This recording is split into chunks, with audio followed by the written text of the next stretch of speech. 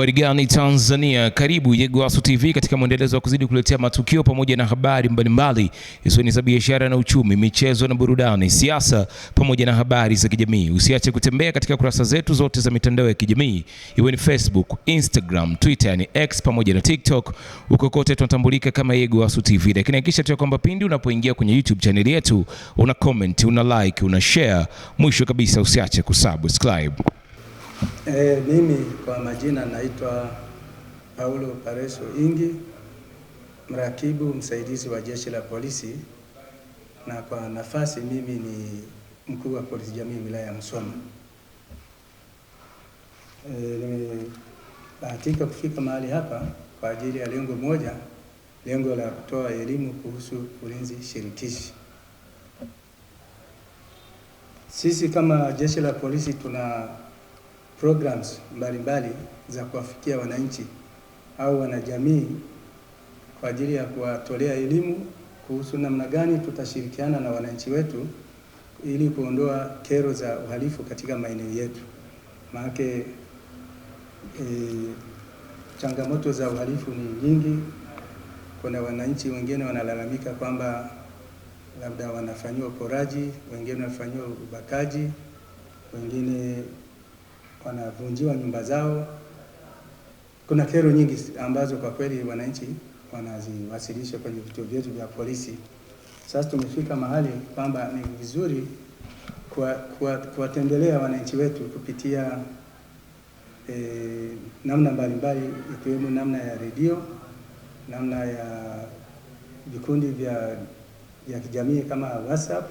Tunatoa elimu kwa namna hiyo ili wananchi wapate kuelewa namna ya kupambana na uhalifu katika maeneo yao, kama ambavyo wataalamu wa afya wanatoaga huduma za kwanza, na sisi tunataka wananchi wetu wawe na huduma ya kwanza ya kupambana na uhalifu kabla ya Jeshi la Polisi au vyombo vya ulinzi na usalama havijafika kwenye eneo husika. Kwa hiyo ili waweze kufanya mambo hayo, ndio tumechukua hatua hiyo ya kutoa elimu kwa wananchi, ili wananchi wachukue hatua ya kwanza kabla ya polisi kufika au viongozi vingine kama huduma ya kwanza. Kwa hiyo mimi kama afisa wa polisi jamii wilaya ya Musoma, napenda nitoe elimu kwamba Jeshi la Polisi limeanzisha mkakati wa kufikia wananchi katika level ya kata mpaka vijijini mpaka level ya vitongoji kupitia programu ya Police Kata. Police Kata ni utekelezaji wa maelekezo ya serikali kwamba kila kata lazima kuwe na Police Kata. Na lengo la Police Kata ilikuwa ni kupeleka wataalamu, yani polisi kupeleka wataalamu wa ulinzi kwa wananchi ili kwa pamoja washirikiani kutokomeza uhalifu katika maeneo hayo kwenye himaya hizo za kata. Kwa hiyo Police Kata wana majukumu ya kutoa elimu, majukumu ya kutoa taarifa fiche za uhalifu, lakini majukumu ya kushirikiana na wananchi katika kupambana na uhalifu katika maeneo yao. Kwa hiyo tunamshukuru viongozi wetu kwa sababu ya kuliona hilo, na Jeshi la Polisi kwa upande wake limetekeleza hilo, kwa maana ya kwamba kila kata sasa kuna Police Kata au wakaguzi wa kata, na ambao sasa wanasimamiwa na viongozi wa ngazi ya wilaya na viongozi wa ngazi ya mkoa wa Jeshi la Polisi. Baada ya kusema haya, nilitaka nijikite kwenye swala zima la ulinzi shirikishi. Kwenye ulinzi shirikishi ni mojawapo ya miradi ya Jeshi la Polisi. Kwa sababu Jeshi la Polisi ina miradi kama 23 ambayo ni kwa ajili ya kuhakikisha wananchi wetu wanakuwa salama, lakini wananchi wetu wanaendelea na uzalishaji bila wao kuingiliwa na wahalifu au kurudishwa nyuma kimaendeleo na wahalifu. Huyu Alexander the Great alikuwa anatofautisha au analinganisha nafasi ya viongozi jasiri na viongozi ambao ni legelege, kwa maana kwamba alisema hofu yake, yani yeye anachokiogopa, wengine wote haogopi, anaogopa jeshi la kondoo linaloongozwa na simba. Kwa asili kondoo ni wanyama ambao ni wapole, labda kwa hayo niseme ilegeleke, lakini ni wapole, hawataki fujo, hawataki ghasia na mtu. Lakini wakipatikana kiongozi ambaye ni shupavu kama simba au kondoo, wanabadilika, wana act au wanafanya kama simba wanavyofanya. Lakini tofauti na simba ambao ni wakali, lakini wanapata kiongozi ambaye ni kondoo.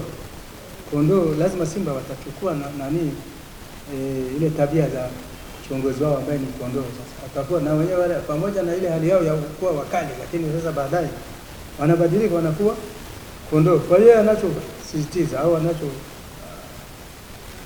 encourage yani ni kwamba kiongozi, hata kama una wananchi ambao so active, yani so labda niseme labda si wakakamavu au watu wa namna gani, lakini wakimpata kiongozi shupavu, wananchi wale wanakuwa washupavu, wanabadilika. Kwa mtazamo wangu, kwanza kabisa swala la malezi ya vijana au ya watoto, kwanza namba moja ni ya familia, kwa sababu familia ndio inatakiwa ifundishe mwanae au mtoto wake maadili ya kinyumbani, lakini maadili ya kukaa na jamii, kwa sababu wanasema asiyefunzwa na mama yake atafunzwa na ulimwengu. Kwa hiyo anapaswa afundishwe namna ya kukaa kinyumbani, yani kifamilia, lakini namna ya kukaa na jamii. Hiyo ni namba moja.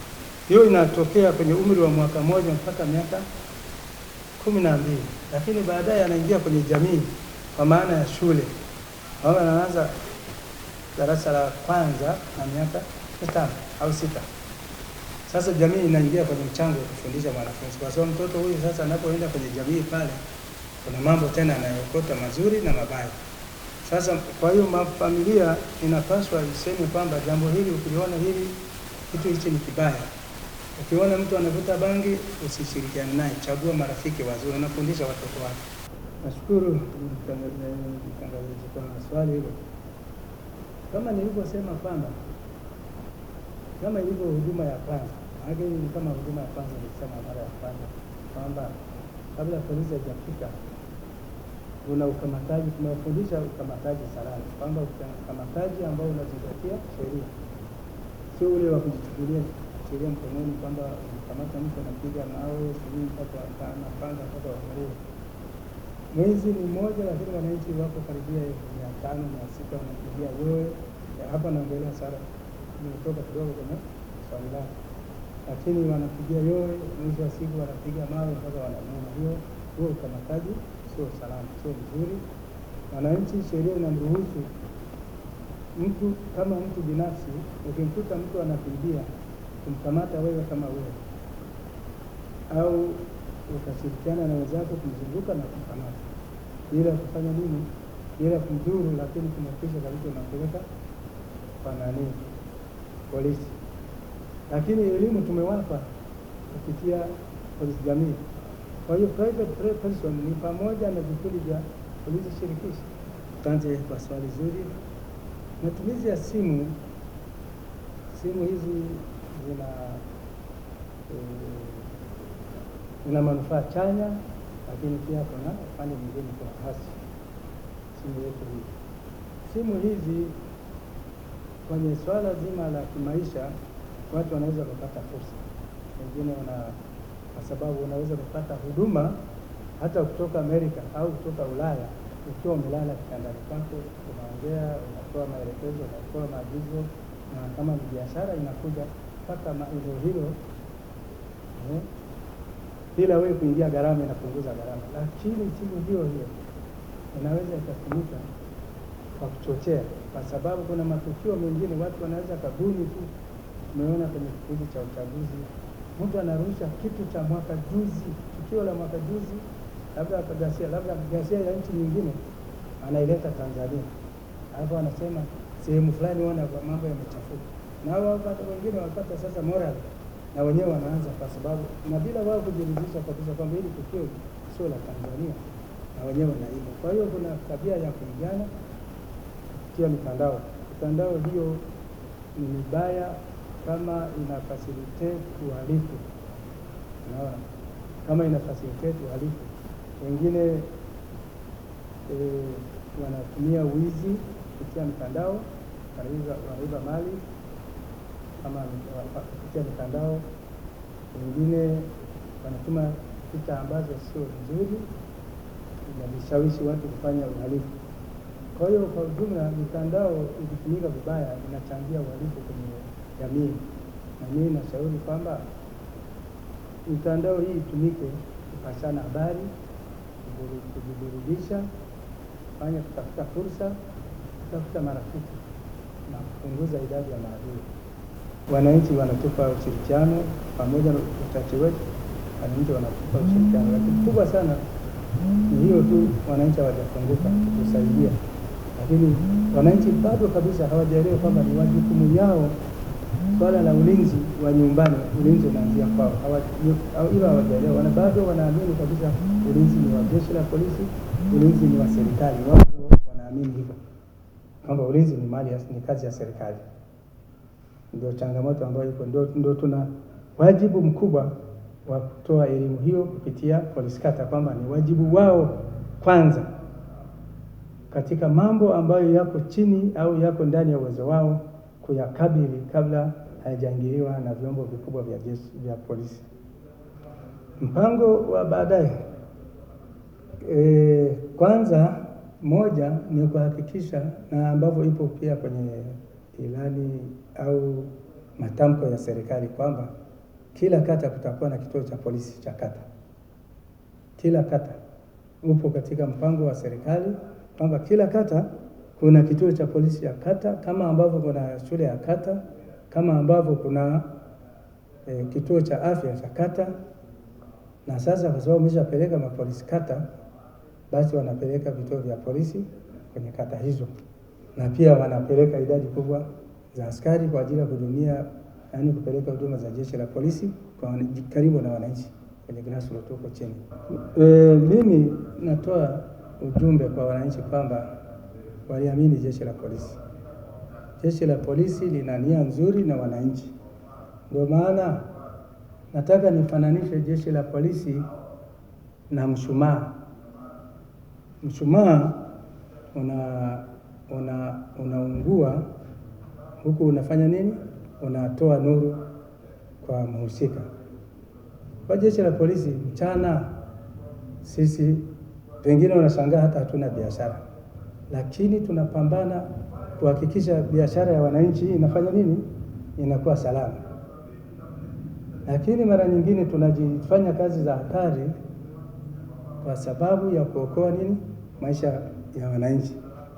Ushirikiano ambao tunaomba sisi, kwanza, moja, hakikisha kabisa eneo lake, yeye kama yeye, nyumba yake, biashara yake, yeye kama yeye iko salama, kwa sababu mtu wa kwanza kwenye usalama ni yeye. Lakini namba mbili, wakubaliane na uongozi wa maeneo yao kuunda vikundi vya ulinzi shirikishi, kwa sababu wao wanapofanya doria wanawajua wahalifu walio kwenye maeneo yao, lakini pia kuwakabili, na lakini pia kuwataja. Ni rahisi sana wao kuwafahamiana na kuwabana. Na hiyo nimelisema hivyo kwa sababu uhalifu ambao upo ni ule wa vibaka. Ule wa vibaka sio uhalifu ambao ungesema wanatumia silaha. Yule ungesema jeshi la polisi ni lazima, au jeshi la wananchi ni lazima. Lakini vibaka tu, wavuta bangi, wako chini ya uwezo wa wananchi hao au wanajamii. Watusaidie kuwadhibiti kwenye eneo lao.